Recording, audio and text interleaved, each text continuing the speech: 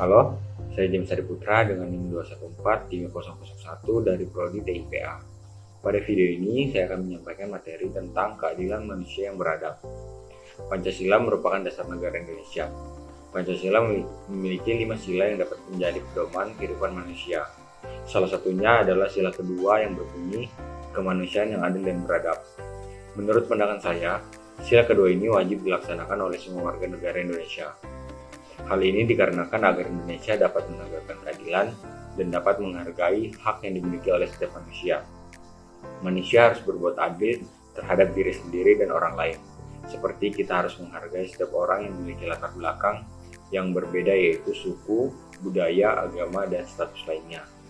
Di Indonesia menerapkan sistem tidak ada perbedaan perlakuan terhadap semua masyarakat Indonesia. Kemanusiaan berasal dari kata manusia, yaitu makhluk ciptaan Tuhan yang sangat mulia dari makhluk hidup lainnya. Manusia mempunyai potensi berpikir, rasa, karsa, dan cipta. Manusia menempati kedudukan dan martabat yang tinggi. Kata adil mengandung makna bahwa suatu keputusan atau tindakan didasarkan atas norma-norma yang objektif dan subjektif, sehingga tidak melakukan perbuatan sesuka hati. Oleh karena itu, kemanusiaan yang adil dan beradab memiliki definisi bahwa adanya kesadaran sikap dan perbuatan manusia yang didasarkan kepada potensi budi nurani manusia dalam hubungannya dengan norma-norma dan kebudayaan umumnya. Potensi kemanusiaan dimiliki oleh semua manusia di dunia, tanpa memandang ras, keturunan, dan warna kulit, serta bersifat universal.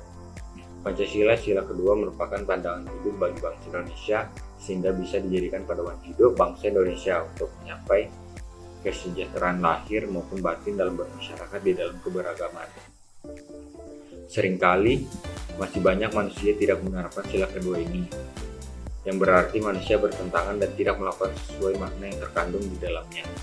Jika manusia tidak melaksanakan sila kedua, maka akan berakibat semua masyarakat melakukan perbuatan yang sewenang-wenang, melanggar hak asasi manusia, merupakan salah satu perilaku yang menyimpang atau bertentangan, karena seharusnya setiap manusia harus berlaku adil dan menghargai hak masing-masing dari setiap manusia. Menghina orang miskin juga merupakan hal yang bertentangan, karena kita tidak boleh merendahkan martabat orang lain walaupun manusia berada pada kedudukan yang paling rendah.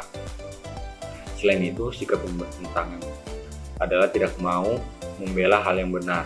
Ada juga sikap yang melakukan penindasan terhadap orang lain, seperti melakukan pelecehan seksual dan melakukan pembunuhan. Implikasi adalah akibat langsung atau konsekuensi dari hasil penemuan suatu penelitian ilmiah.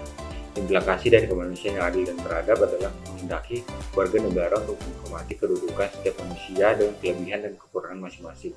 Selain itu, setiap manusia berhak mempunyai kehidupan yang layak dan bertindak jujur, serta menggunakan norma sopan santun dalam pergaulan sesama manusia.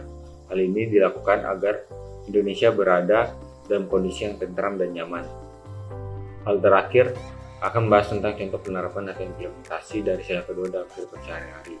Pertama, mengakui persamaan derajat, persamaan hak, dan persamaan kewajiban antara sesama manusia.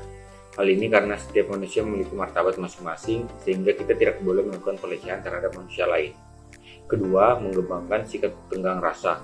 Contohnya adalah selalu memberikan kritik yang membangun dengan cara yang santun dan berfokus pada permasalahan. Ketiga, saling mencintai sesama manusia. Oleh karena itu, terhadap sesama manusia yang berbeda baik agama, suku, pendidikan, ekonomi, politik, sebaran geografi seperti kota dan desa, dan lain-lain.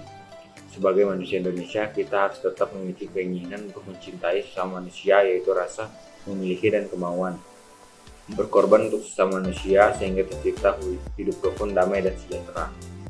Keempat, tidak boleh semena-mena terhadap orang lain. Hal ini agar perilaku setiap manusia terhadap orang lain tidak boleh sesuka hati, harus menjunjung hak dan kewajiban. Berdasarkan apa yang sudah diuraikan di atas, maka saya dapat mengambil kesimpulan kita wajib melaksanakan nilai-nilai yang ada di sila kedua. Alasannya karena manusia merupakan makhluk sosial yang harus saling menyayangi dan menghargai satu sama lain. Hal ini akan membuat kehidupan Indonesia menjadi lebih tentram, nyaman, dan sejahtera. Terima kasih.